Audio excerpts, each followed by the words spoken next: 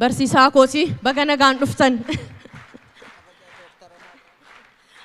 Dhiifama guddaa kabaja dooktaraa dagattee tanaan jedhaniiru itti naaguutaa jaran.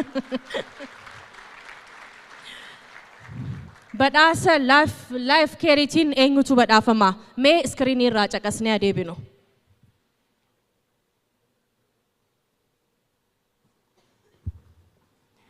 Dhaloonni isaa kutaa biyya Shawaa Bachoo Wasarbiidha.